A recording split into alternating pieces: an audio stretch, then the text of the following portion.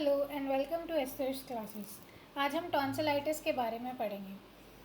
Tonsils Oval shape pads होते हैं जो कि थ्रोट के बैक में लगे होते हैं, दोनों साइड पे लगे होते हैं।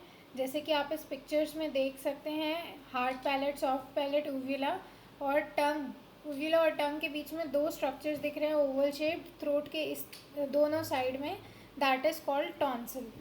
उसका जो इन्फ्लेमेशन होता है उसको टॉन्सिलाइटिस बोलते हैं। ये यूजुअली एक वायरल इन्फेक्शन होता है जो कि रेस्पिरेटरी ड्रॉपलेट्स और सलाइवा के थ्रू स्प्रेड होता है। तो अब हम डिटेल में समझेंगे कि टॉन्सिलाइटिस क्या होता है। टॉन्सिलाइटिस को समझने से पहले टॉन्सिल्स क्या होता है, उसके फंक्शंस क्या होते हैं, इसको समझना बहुत ज़रूरी है।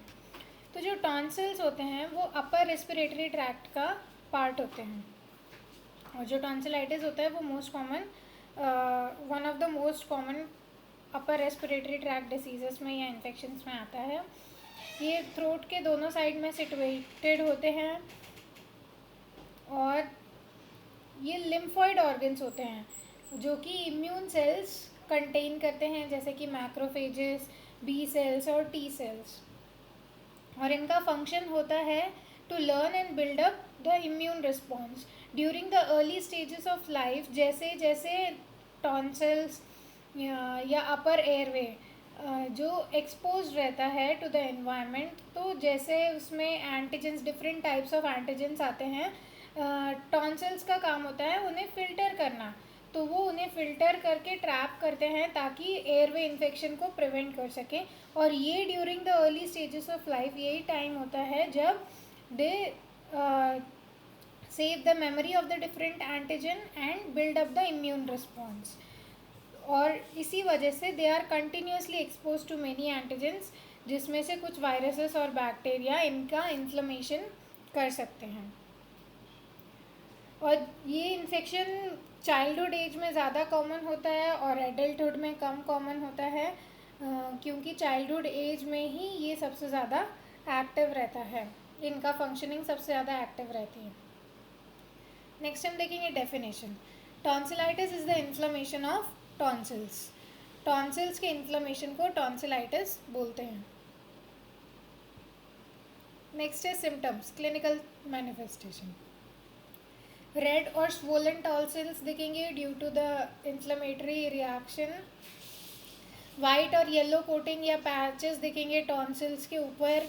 ये इन्फ्लेमेटरी रिस्पॉन्स के टाइम पर जो एक्सुडेशन हो रहा है, उस एक्सुडेशन का रिजल्ट है कि वाइट और येलो कोटिंग दिखते हैं टॉन्सिल्स पे। सोर थ्रोट होगा, थ्रोट इचिंग होगी, अनकंफर्टेबल फील होगा, डिस्कम्फर्ट होगा, क्योंकि वहाँ पर बहुत ज़्यादा स्वेलिंग है और इन्फ्लेमेशन का प्रोसेस है। तो अगर कुछ इंजेस्ट कर रहे हैं तो स्वॉलो करने के टाइम वो पेन कॉज करेगा, दैट इज़ डिफ़िकल्ट और पेनफुल स्वॉलोइंग।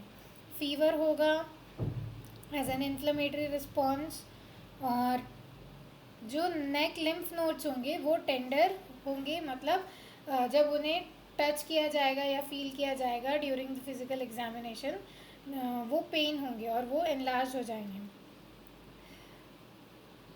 स्क्रैची वॉइस होगी या थ्रोट वॉइस स्क्रैची होगी या मफल्ड होगी, इसे होर्सनेस भी बोलते हैं। वॉइस थोड़ी बाहरी हो जाएगी, बैड ब्रेथ होगा, स्टमक एक हो सकता है बच्चों में। और ये सारे सिम्टम्स हैं जो कि टॉन्सिलाइटिस के टाइम पर दिखते हैं, और इसके साथ में हेडेक भी होगा। नेक्स्ट हम देखेंगे कॉजेस, किस किस वजह से हो सकता है।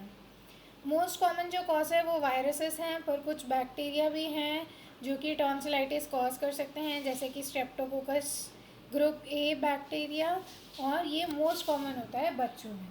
अब इनका डायग्नोसिस कैसे करते हैं। डायग्नोसिस में सबसे इम्पॉर्टेंट पॉइंट है फिज़िकल एग्जामिनेशन।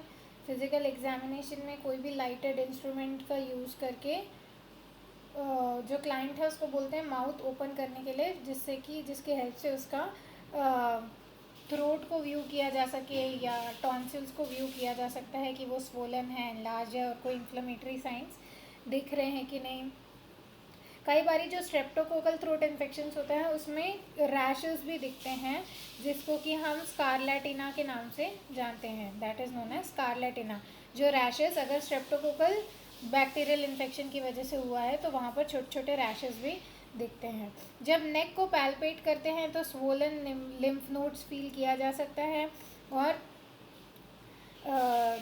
ऑस्कल्टेशन भी करते हैं ब्रीदिंग साउंड को चेक करने के लिए, और स्प्लीन के एनलार्जमेंट को भी चेक करते हैं, क्योंकि जो मोनोन्यूक्लियोसिस होता है कई बार उसकी वजह से भी टॉन्सिल्स का इन्फ्लेमेशन हो जाता है।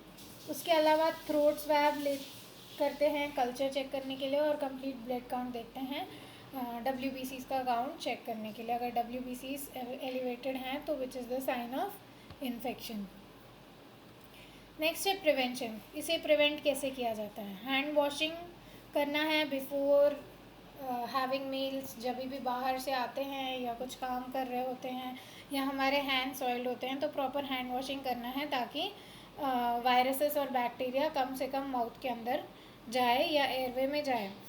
जो जिनको जब बच्चे स्पेशली स्कूल जाते हैं या बाहर जाते हैं तो उन्हें बोलना है जो जूठा फूड है उसको शेयर ना करें अपने ग्लासेस और वाटर बॉटल्स को। जिनको सर्दी ज़ुकाम या ऐसे सिम्टम्स दिख रहे हैं उनके साथ, या दूसरे यूटेंसिल्स उनके साथ शेयर ना करें।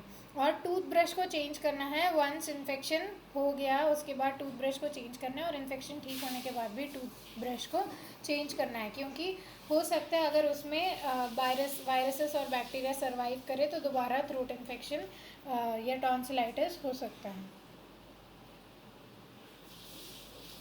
नेक्स्ट हम देखेंगे ट्रीटमेंट। ट्रीटमेंट में फर्स्ट है फार्माकोलॉजिकल ट्रीटमेंट। फार्माकोलॉजिकल ट्रीटमेंट में आइबुप्रोफेन और एसिटामिनोफेन दे सकते हैं पेन और फीवर को रिलीव करने के लिए,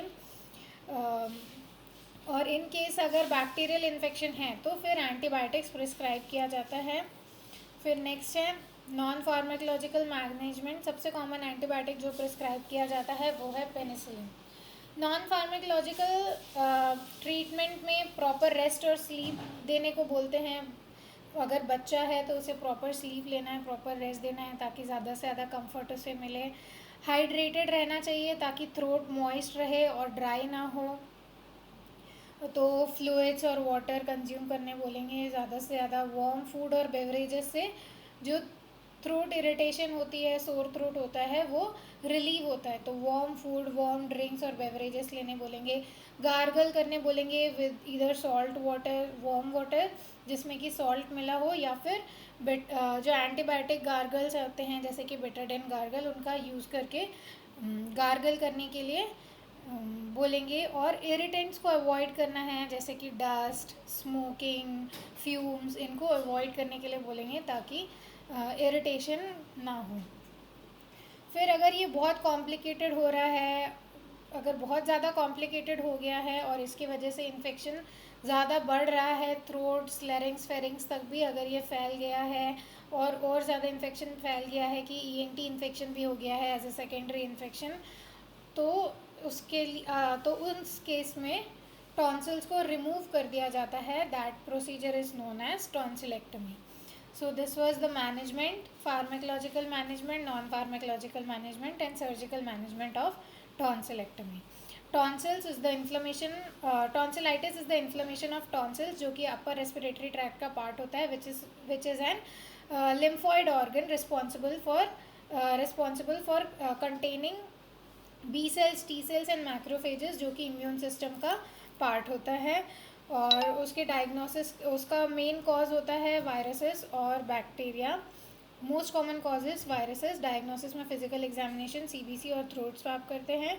और ट्रीटमेंट में non pharmacological management, non pharmacological management और surgical management if there is any complication.